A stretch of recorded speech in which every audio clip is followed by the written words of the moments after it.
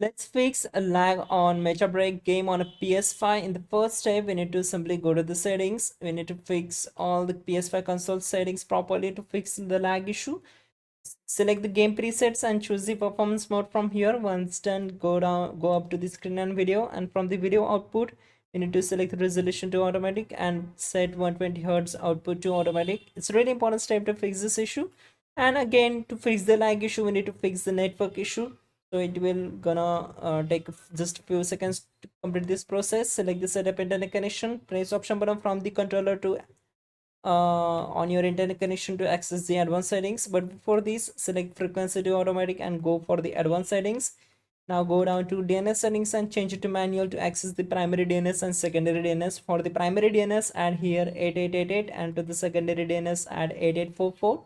Once done, select OK, complete the reconnection process, and then go for the users and accounts. Now select other option and choose the restore licenses, and make sure you need to close all the games and apps from the PS5, then go for the restore. This will going to take a few seconds to complete the process. Once done, update your game, restart your PS5, and your problem will be fixed. That's it guys, you're good to go.